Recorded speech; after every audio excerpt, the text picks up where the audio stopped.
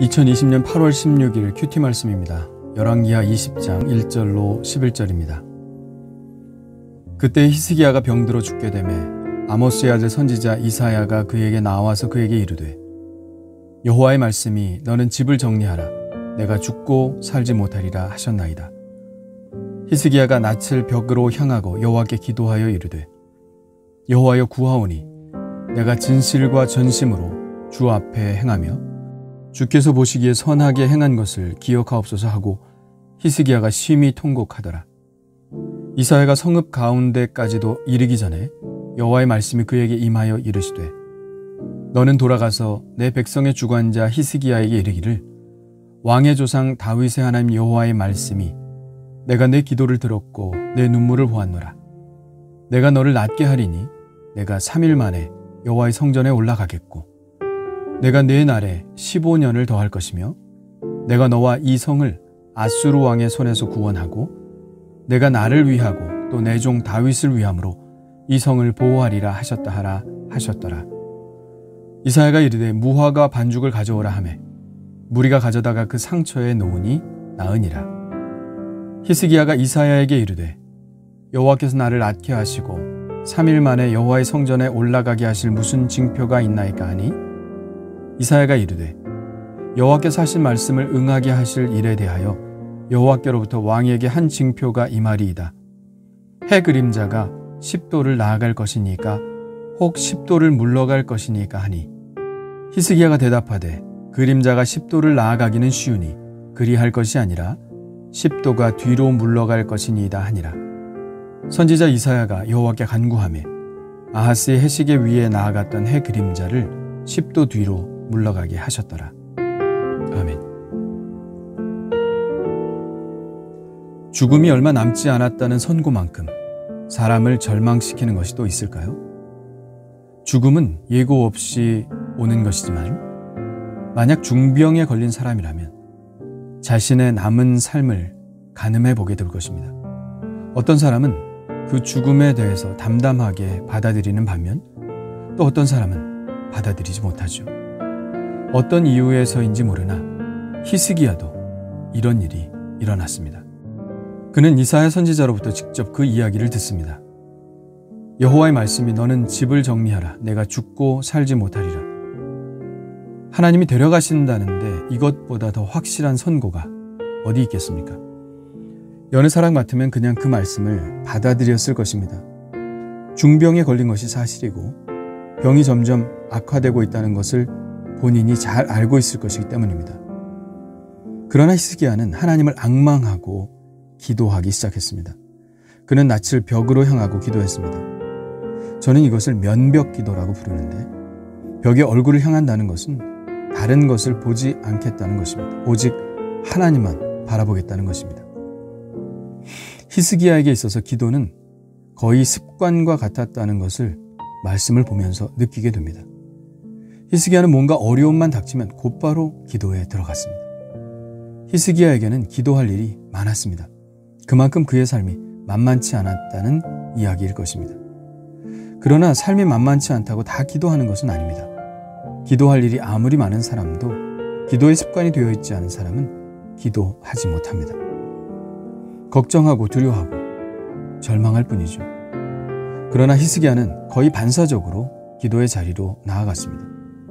좋은 습관은 사람을 살리고 나쁜 습관은 사람을 죽입니다. 만일 히스기야가 죽을 날이 얼마 남지 않았으니 그냥 쾌락을 즐기자고 했으면 그는 그냥 죽을 수밖에 없었을 것입니다.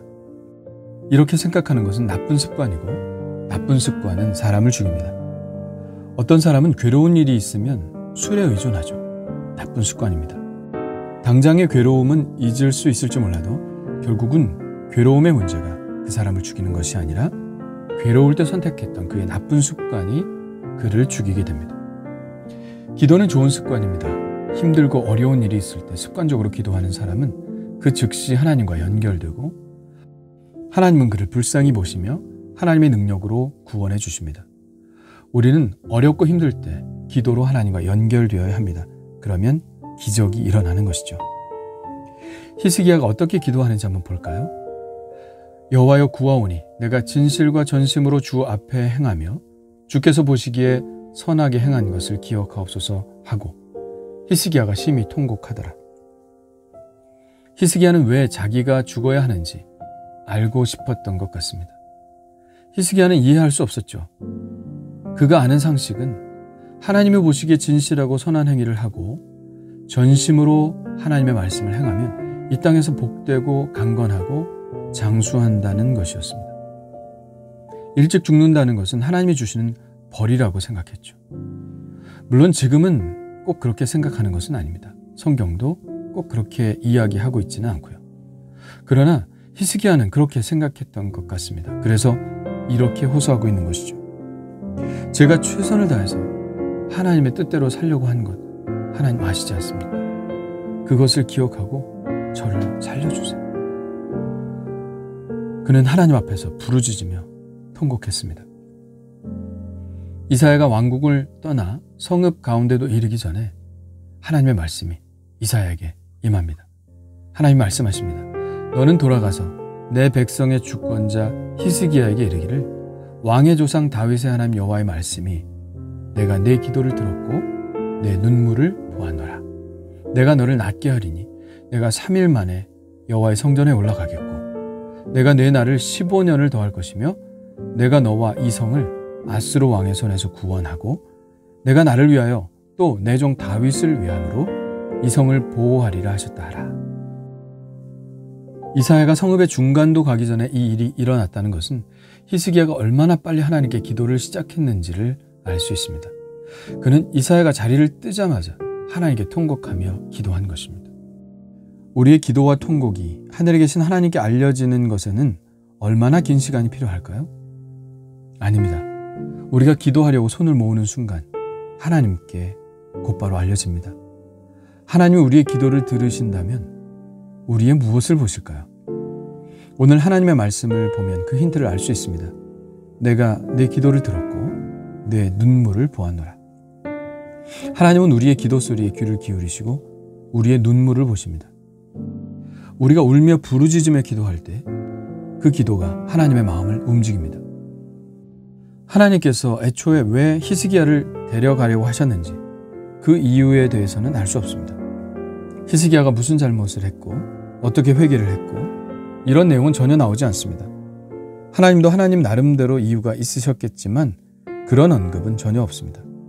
그저 하나님은 히스기야의 기도와 눈물을 보셨다는 것입니다. 하나님께서 우리의 기도를 들으신다면 그 이유는 무엇일까요? 우리가 선해서? 착해서? 어떤 업적을 많이 남겨서? 하나님을 위한 특별한 소원을 해서? 아닌 것 같습니다. 하나님께서 우리의 기도를 들어주셔야 할 만큼의 선함은 우리에게 전혀 없죠. 하나님이 우리의 기도를 들어주시는 관건은 오직 우리의 간절함입니다. 우리의 간절함이 하나님의 긍휼의 마음을 움직입니다.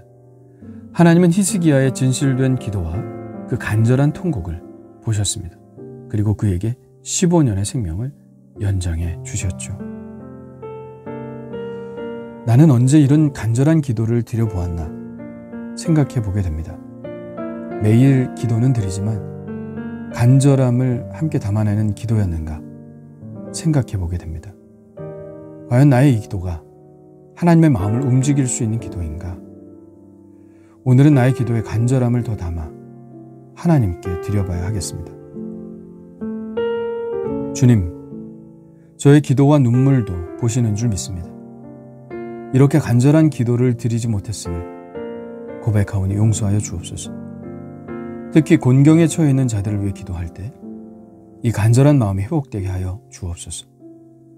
그리고 히스기야처럼 하나님 보시기에 선하게 행했다고 자신 있게 고백하며 기도할 수 있는 삶도 살아갈 수 있도록 힘을 주옵소서. 예수님의 이름으로 기도합니다. 아멘.